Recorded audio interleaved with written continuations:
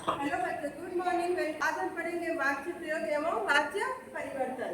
तो सबसे पहले हम वाक्य की परिभाषा जानेंगे। तो वाक्य का शाब्दिक अर्थ होता है बोलने का विषय, बोलने का विषय। और देखिए आगे देखिए, क्रिया की जिस रूप से यह पता चले कि क्रिया का मुख्य विषय करता है। आप लोग को समझ में आया? तो आज हम पढ़ेंगे वाक्य प्रयोग और वाक्य परिवर्तन। तो इसको जानने से पहले हम वाक्य की परिभाषा जानेंगे। तो सबसे पहले वाक्य का शाब्दिक अर्थ होता है बोलने का विषय। और देखिए क्रिया के जिस रूप से, किसके रूप से? क्रिया, क्रिया के जिस रूप से यह पता चले कि क्रिया का मुख्य विषय करता है, कर्म है अथवा भाव है, उसे वाक्य कहते हैं। ठीक है, जैसे यहाँ पे देखिए उदाहरण के तौर पे माधव दौड़ रहा था। तो इस वाक्य में माधव कर्ता को दर्शाता है। इस वाक्य में किसको दर्शाया गया है? माधव, माधव यानी कर्ता। ठीक है, दूसरा है राधा के द्वारा पत्र लिखा गया। तो पत्र किसके द्वारा लिखा गया और क्या लिखा गया? तो इस वाक्य में पत्र कर्म को दर्शाता है और उससे चला नहीं जाता। तो इस वाक्य में चला भाव को दर्शाता है। और भाव वाक्य को पहचानने का एक और सही तरीका है, यदि किसी वाक्य में सी आता है, उससे चला नहीं जाता, उससे खाया नहीं जाता, उससे पढ़ा नहीं जाता, तो इस प्रकार समझेंगे ये भाव वाक्य है। आगे देखिए वाक्य के कितने भेद हैं? तो वाक्य में हिंदी में वाक्य के 3 भेद हैं। पहला है कर्तृवाच्य, दूसरा है कर्मवाच्य और तीसरा है भाववाच्य। कर्तृवाच्य, अब देखिए हम कर्तृवाच्य के बारे में पढ़ेंगे कि कर्तृवाच्य यानी कर्तृवाच्य को कैसे पहचानेंगे। तो उसका भी नियम है, जब क्रिया का संबंध, किसका संबंध? क्रिया का संबंध कर्ता से होता हो वह वाच्य कर्तृवाच्य कहलाता है। जब क्रिया का संबंध कर्ता से हो तो वह वाच्य कर्तृवाच्य कहलाता है। कर्तृवाच्य में कर्म की प्रधानता न होकर, कर्तृवाच्य में किसकी प्रधानता न होकर? कर्ता की प्रधानता होती है। क्रिया के लिंग, किसके? क्रिया के लिंग वचन तथा पुरुष भी कर्ता के अनुसार ही हो जाते हैं। अब कर्तृवाच्य का उदाहरण देख लीजिए। जैसे अभी हम आपको कर्तृवाच्य में क्या बताए कि क्रिया का रूप कर्ता के अनुसार परिवर्तित हो जाता, अर्थात बदल जाता। तो यहाँ पे देखिए बालक एक वचन में है और पुल्लिंग है, तो इसलिए इसका क्रिया का रूप भी एक वचन और पुल्लिंग में है। बालक सोता है। ऐसे बच्चे देखिए बहुवचन में है ना, बच्चे खेलते हैं, तो क्रिया का रूप भी बहुवचन में हो गया है। ऐसे देखिए गीता सेब खाती है। गीता क्या है? स्त्रीलिंग है, इसलिए इसका क्रिया का रूप भी स्त्रीलिंग में लिखा जाएगा, गीता सेब खाती है। राजू पुस्तक पढ़ता है।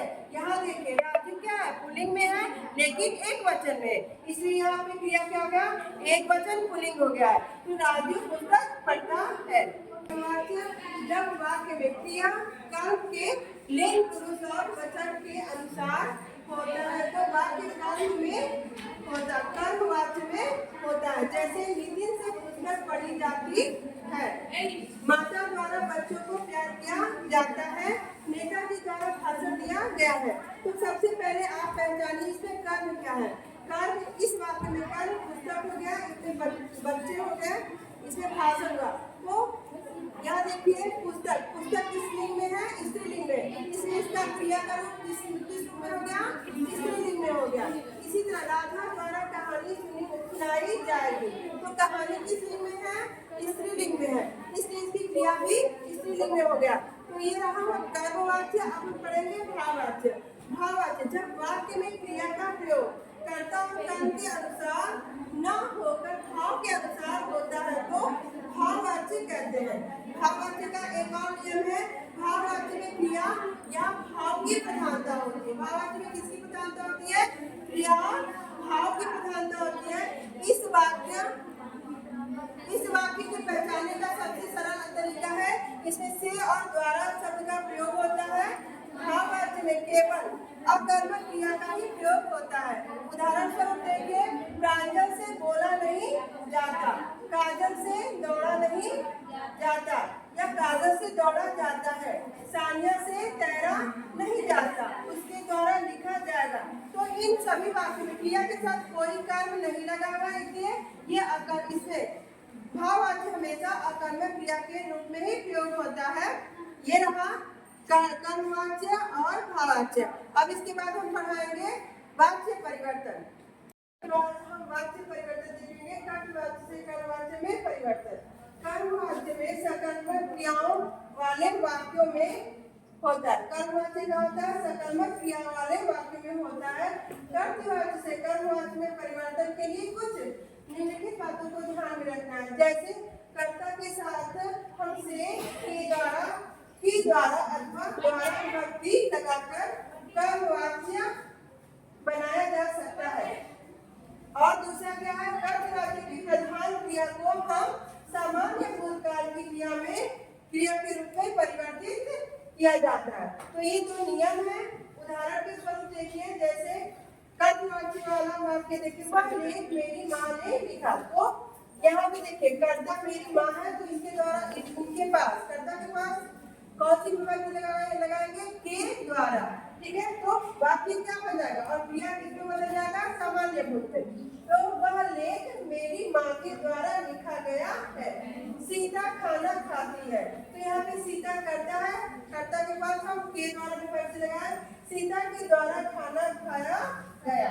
तुम फूल तोड़ोगे, तो यहाँ पे तो कर्ता हुआ, उसके पास हम द्वारा विभक्ति लगाए, तो क्या वाक्य बना?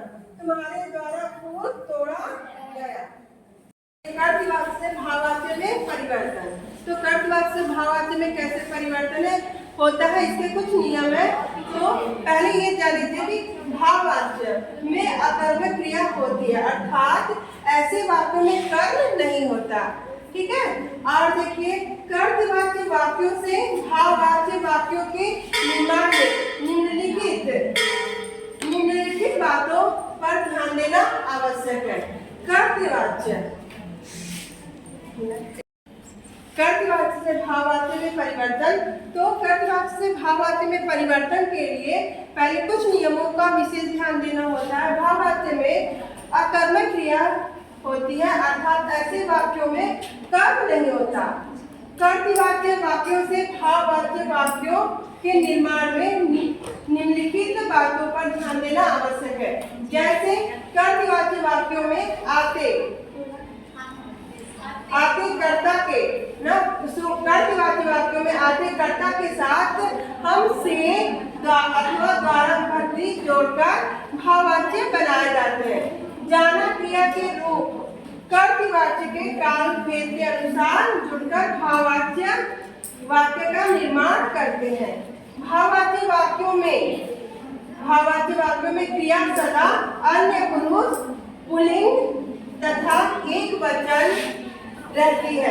उदाहरण स्वरूप देखिए, जैसे युवराज पढ़ रहा है, ठीक, तो युवराज के साथ हम कौन सी विभक्ति लगाएंगे? से और द्वारा। तो क्या हो जाएगा? युवराज के द्वारा पढ़ा जा रहा है। यहाँ पे देखिए मछली पानी में तैरती है, तो क्या हो जाएगा? मछली से तैरा जाता है। यहाँ पे देखिए क्रिया क्या हो गया? पुल्लिंग में हो गया। और सारा संसार निस्तब्धता से सोया है, तो यहाँ पे देखिए सारे संसार द्वारा निस्तब्धता से सोया जाता है। धन्यवाद।